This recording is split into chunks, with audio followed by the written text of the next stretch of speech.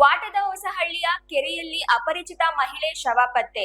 ನೀರಿನ ಮೇಲೆ ತೇಲಿದ ಶವ ಕಂಡು ಗಾಬರಿಗೊಂಡು ಪೊಲೀಸರಿಗೆ ಸುದ್ದಿಯನ್ನು ಮುಟ್ಟಿಸಿದ್ದಾರೆ.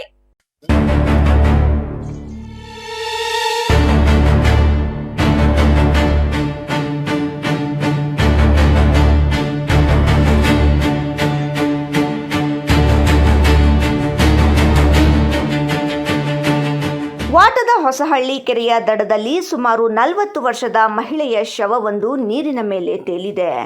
ಸ್ಥಳೀಯರು ಶವವನ್ನು ಕಂಡು ಗಾಬರಿಗೊಂಡು ಪೊಲೀಸರಿಗೆ ಸುದ್ದಿಯನ್ನು ಮುಟ್ಟಿಸಿದ್ದಾರೆ. ಸ್ಥಳಕ್ಕೆ ಅಗ್ನಿಶಾಮಕ ದಳದ ಸಿಬ್ಬಂದಿ ಬಂದು ಶವವನ್ನು ಮೇಲೆತ್ತಿದ್ದಾರೆ. ಮೃತ ಮಹಿಳೆ ಯಾರು ಎಂದು ಗುರುತು ಹಿಡಿಯಲಾಗದೆ ಮೀನುಗಳು ಮಹಿಳೆಯ ಮುಖವನ್ನು ತಿಂದಿದೆ.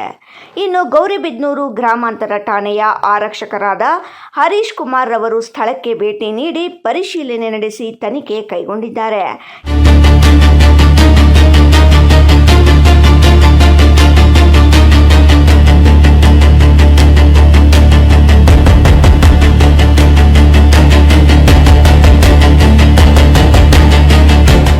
ಮಂಜುನಾಥ್, ರಾಯಲ್ಸ್ ಕನ್ನಡ, ಗೌರಿಬಿದನೂರು.